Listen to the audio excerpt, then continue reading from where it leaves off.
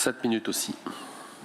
Chers collègues, il y a un an, Anna Soyer, pour le groupe Breza Glaze, concluait son intervention sur les orientations budgétaires par une citation du Misanthrope de Molière. « À force de sagesse, on peut être blâmable.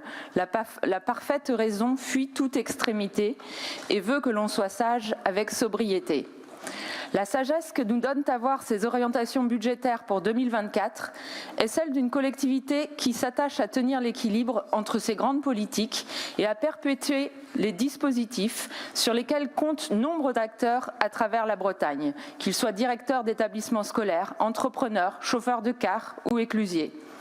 Une collectivité, en somme, qui s'efforce de tenir tous les bouts en ne laissant aucun champ d'intervention sur le carreau. Ce souci de continuité dans l'action est louable, a fortiori dans un contexte qui combine, comme le dit très bien la première partie du bordereau, un empilement de ruptures et une forte incertitude quant à l'avenir.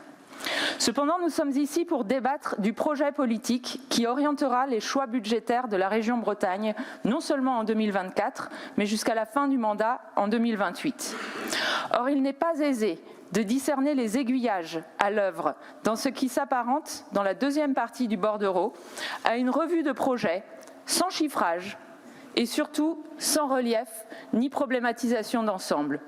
Ils sont énumérés en chapelets successifs, bien rangés dans les casiers de chaque stratégie régionale, la totalité des actions remontées par les directions thématiques. Nous avons donc une région engagée pour l'arbre, pour la sobriété, pour la cybersécurité, pour la gestion du trait de côte. Je m'en arrête là car la liste est longue et que mon temps est compté. Chacun de ces sujets est important, évidemment, mais au lieu de cette mise à plat, littéralement, ce qui aurait servi la tenue d'un véritable débat d'orientation budgétaire, c'est une articulation entre les 4 volets de votre document. Une mise en perspective qui nous fasse apercevoir la trajectoire portée par cette majorité au double regard de l'ordre, ou plutôt du désordre du monde et des pressions sur les finances décrites dans la partie 4, mais aussi au travers d'une vraie proposition sur la méthode envisagée afin de restaurer le lien entre l'action publique régionale, les territoires et les citoyens. Votre méthode, en l'état, n'est centrale que dans la pagination. Un demi-feuillet à la 15e page et l'invocation rituelle d'une approche à la bretonne au fil des quelques 30 pages du bordereau ne peuvent pas suffire pour construire les nouveaux consensus dont la Bretagne a besoin en cette période de profonde mutation. Et notre famille politique a quant à elle besoin d'amers, au sens de Saint John Perse, au sens de ces points fixes sur l'horizon du rivage qui nous permettent de mieux tirer des bords. Non pas que nous doutions de votre ancrage politique. Les marqueurs de gauche parsèment ce document, à commencer par la préservation des puissants vecteurs de cohésion sociale que sont la culture, les langues de Bretagne et le sport. Une région voisine de droite n'a pas hésité à sabrer la culture pour soulager son fardeau financier. Le véritable problème à nos yeux, c'est que vous avez pris l'habitude de penser à partir de schémas. Votre action procède par ajustement de tuyauterie successifs, plus qu'elle n'est animée par ses finalités. Certes, vous vous efforcez de transformer les schémas en stratégie, mais les silos ont la vie dure et l'on atteint des sommets avec la qualification du SRADET de schéma des schémas. Qui comprend cette langue ? Quel est le lien entre les multiples rouages de la machine régionale, son horizon éthico-politique ? Les transitions, nous direz-vous. Mais encore faudrait-il dire clairement ce vers quoi nous transitons. Et de ce point de vue, la mise en équivalence à la page 18 des transitions écologiques et numériques n'est pas faite pour rassurer. Vous auriez pu partir des besoins fondamentaux des Bretons pour orienter notre débat. Le logement, la santé, l'épanouissement culturel, une terre habitable.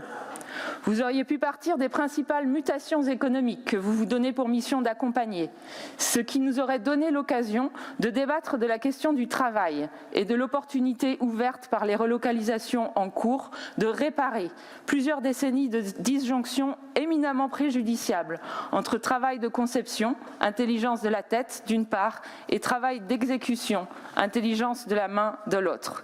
Et au passage, il est totalement incompréhensible que le défi crucial des mutations de l'agriculture et de la production alimentaire bretonne ne figure pas au rang des orientations directrices de votre cadre stratégique rénové. comme c'est le cas pour le maritime. Sans doute parce que la feuille de route mer et littoral a été finalisée avant celle sur l'agriculture.